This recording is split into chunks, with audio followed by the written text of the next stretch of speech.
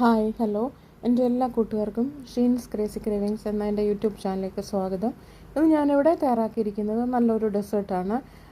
ജെല്ലിയും അതുപോലെ തന്നെ കസ്റ്റാർഡ് പൗഡറും വെച്ചിട്ടുണ്ടാക്കിയ ഒരു ഡെസേർട്ട്.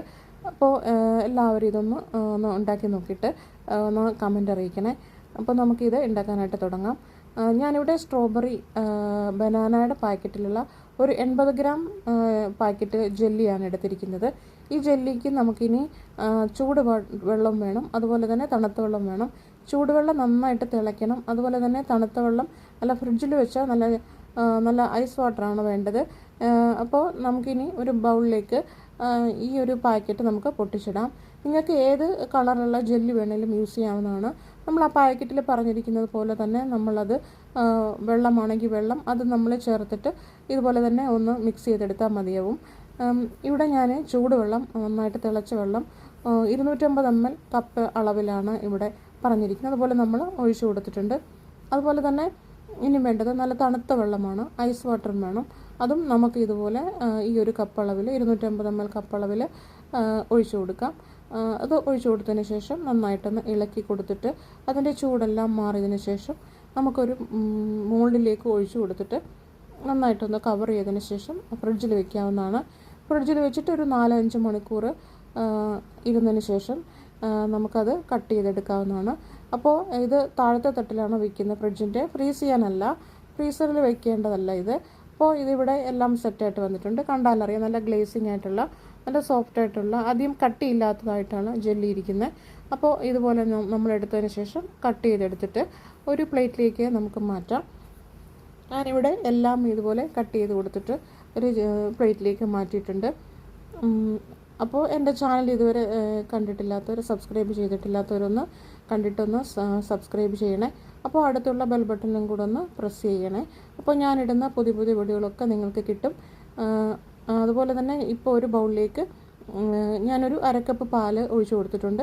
ഇനി ഇതിലേക്ക് 1 ടേബിൾ സ്പൂൺ കസ്റ്റാർഡ് പൗഡറും കൂടെ ചേർത്ത് കൊടുത്തിട്ട് ഒന്ന് ഇളക്കി വയ്ക്കുക.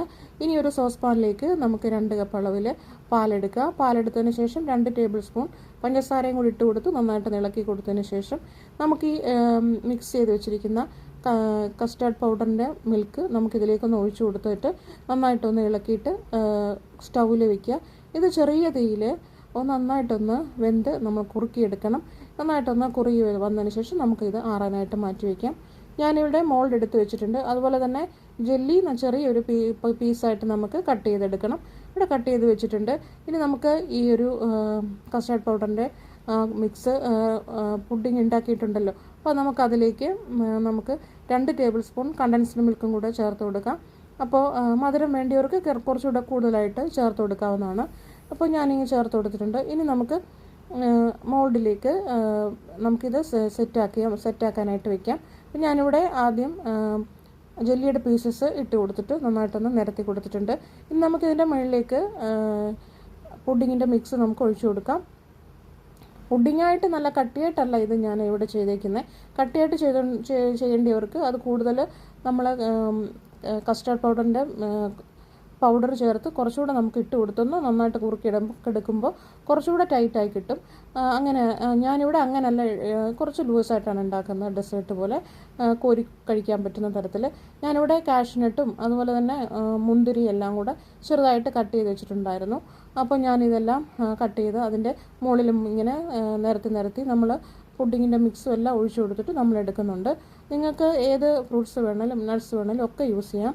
ഞാനിവിടെ ഒന്ന് തട്ടി കൊടുത്തിട്ട് ക്ലിങ് ഫിലിം കൊണ്ട് കവർ ചെയ്തിട്ട് ഞാനിവിടെ ഫ്രിഡ്ജിൽ സെറ്റ് ചെയ്യാൻ വെച്ചിട്ടുണ്ട്.